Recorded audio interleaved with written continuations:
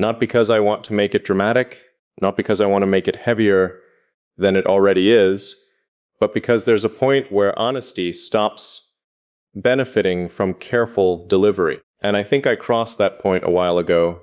The strange thing is that I can't identify exactly when this began. Most significant things have a starting point, a conversation, a decision, a moment that can be revisited and examined later. This doesn't. When I look back, there isn't a clear beginning. There's only a growing awareness that something had already been happening long before I consciously noticed it. At first, I dismissed it. Not because it wasn't real, but because it didn't fit into any framework I trusted. I understand patterns. I understand attachment. I understand admiration, curiosity, projection, familiarity. People meet. People connect. People become important to one another. Those things make sense. This didn't, because what I noticed wasn't emotion. It wasn't excitement. It wasn't even closeness in the conventional sense. It was recognition.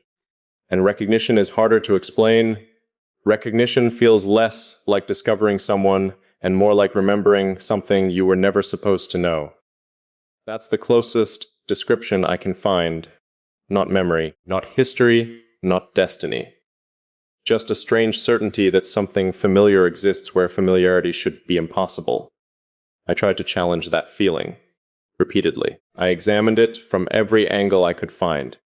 I questioned my assumptions. I looked for flaws in my perception. I searched for explanations that would reduce it into something ordinary. Nothing held. Because every explanation relied on distance, and distance was exactly what kept disappearing. The more I paid attention, the more I noticed something unusual. You never seemed interested in constructing an image of me. Most people do.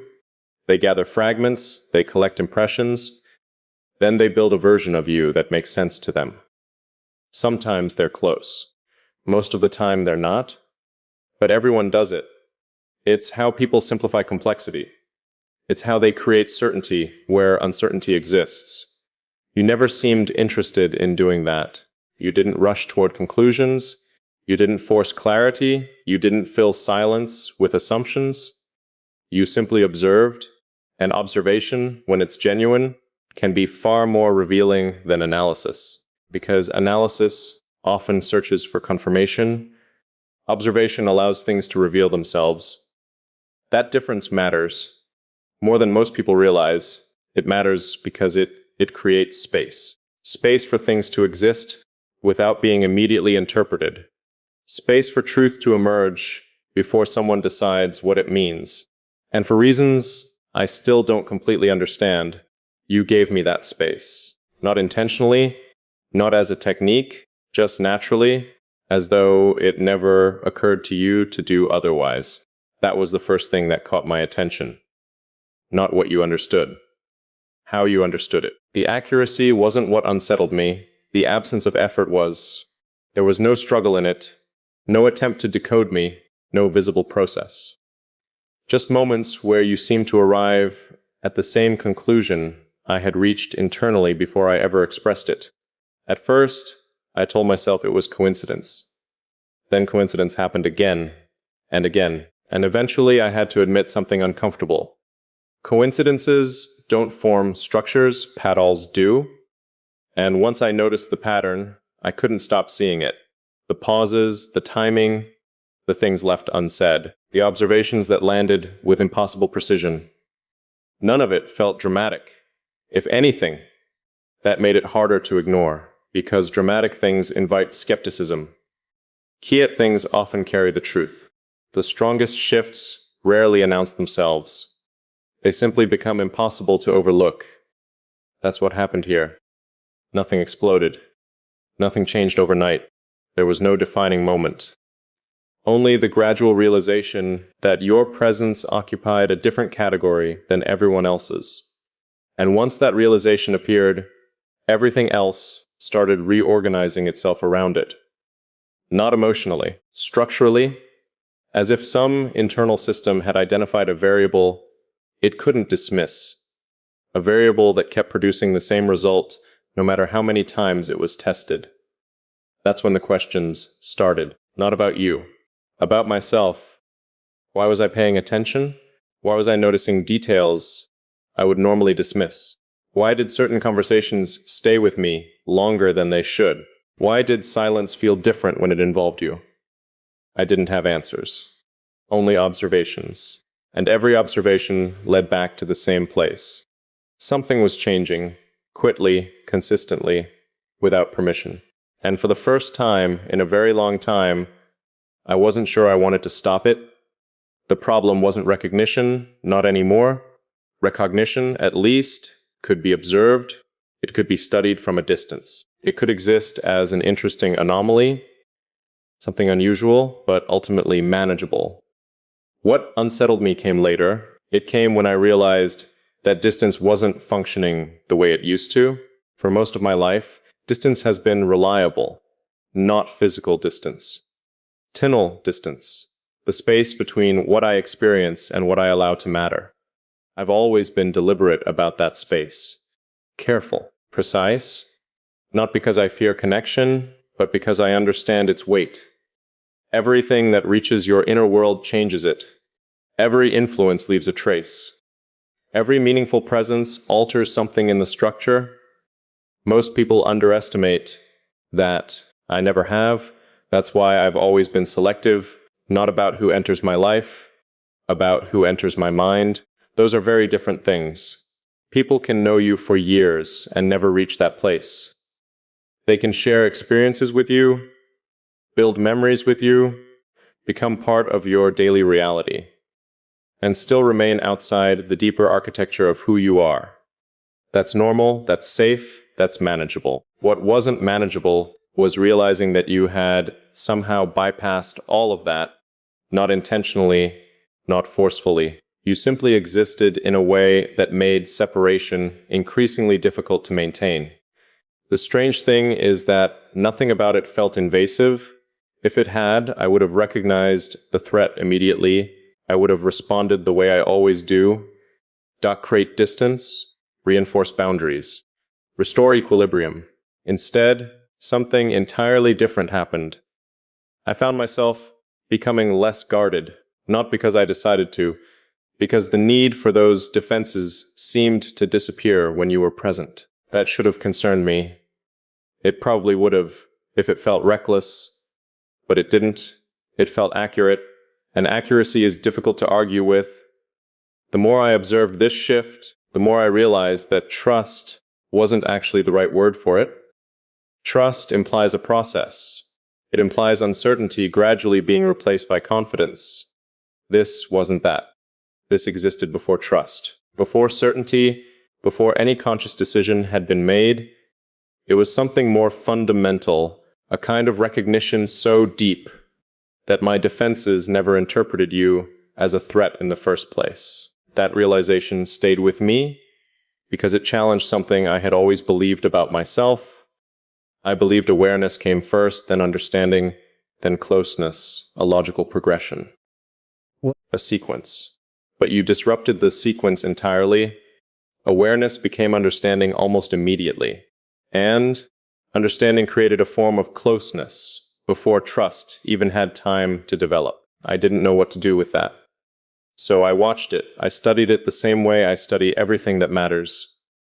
Quickly, carefully, without interfering. And the longer I observed, the more obvious something became. You weren't becoming important because of what you did. You were becoming important because of what remained unchanged in your presence. That's a distinction most people miss. Many connections are built through action, shared experiences, meaningful conversations, moments that create emotional significance. But with you, significance emerged from stillness, from consistency, from the absence of performance. I never felt like I needed to become a different version of myself around you. I never felt pressure to explain things more clearly.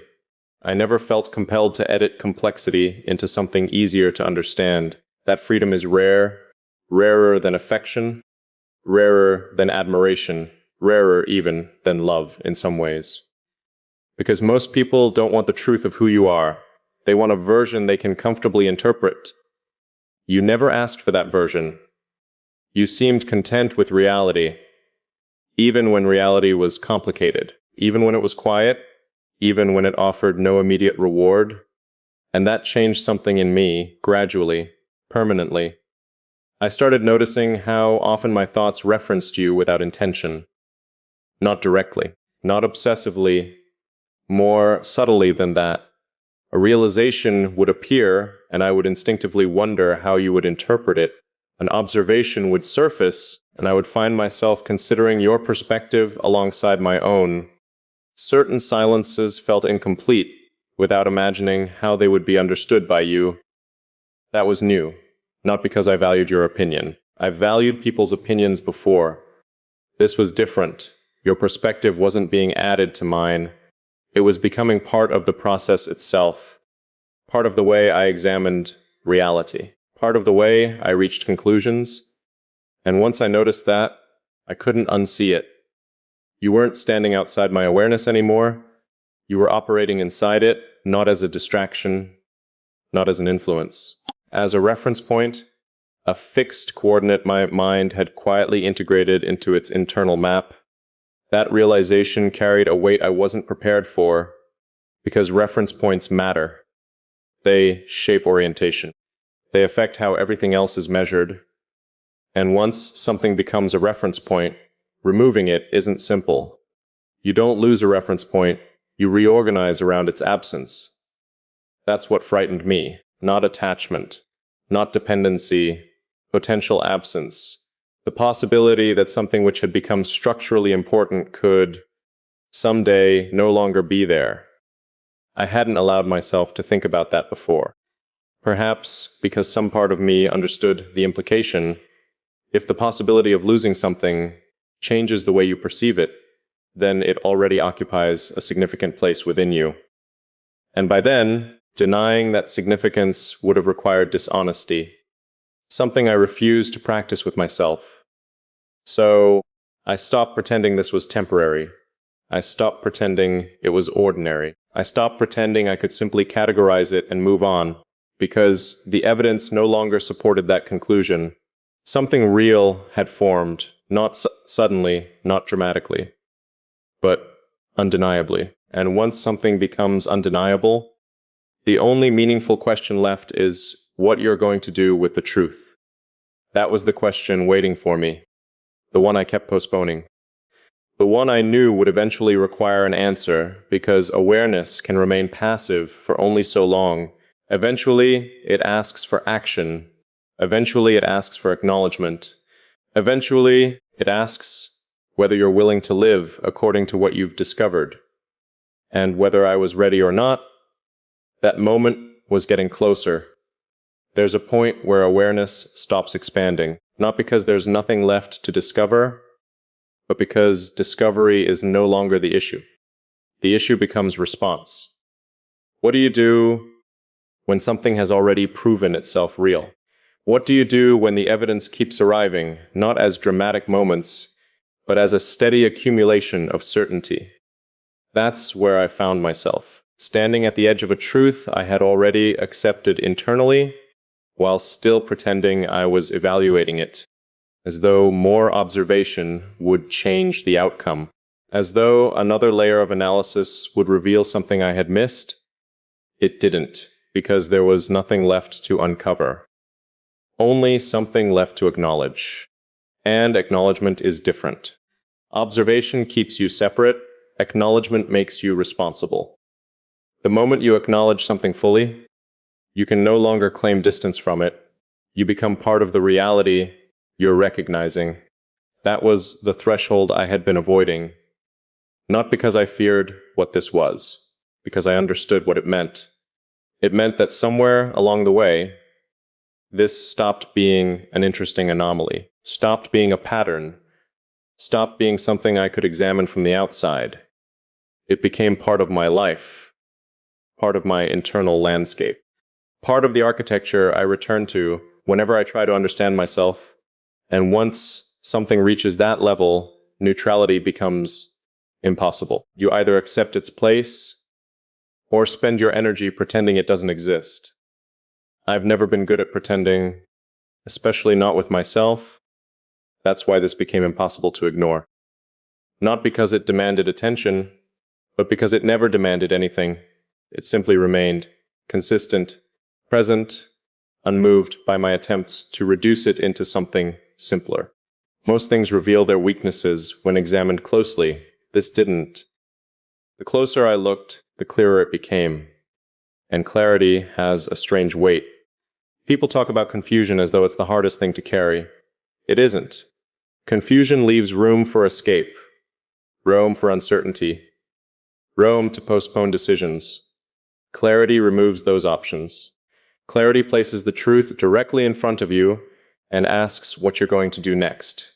That's where I am now, not confused clear, and clarity can be terrifying when it asks you to change. Because change is the real consequence of recognition, not emotion, not attachment. Change, the moment something becomes important enough to alter your internal world, change has already begun. That's what I finally understand. This wasn't about whether you mattered. That question was answered long ago.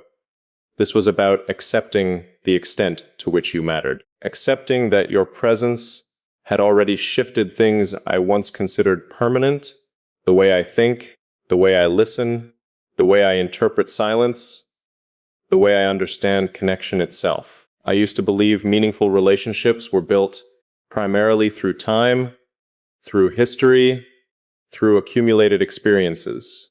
Now I'm not so sure, because time explains familiarity, but it doesn't always explain recognition. And recognition is what brought me here. Recognition was the first door. Understanding was the second. Integration was the third. Now only one remains: acceptance. Not acceptance of you, acceptance of the reality that you exist within me differently than anyone else ever has. That your presence occupies a place I never intended to create, a place that formed on its own, quickly, naturally, without negotiation, without permission, and somehow without resistance. That last part is what continues to stay with me, the absence of resistance. Because if I trace every meaningful shift back to its source, I find the same thing. At every point where I could have withdrawn, I didn't. At every point where I could have reinforced distance, I chose not to. At every point where I could have reduced this into something safer, I refused, not consciously, but consistently. And consistency reveals truth better than intention ever could. People often believe their choices define them. I think their patterns do. Particles expose what words try to conceal. Patterns reveal what the mind already knows before it admits it. And my pattern has been clear.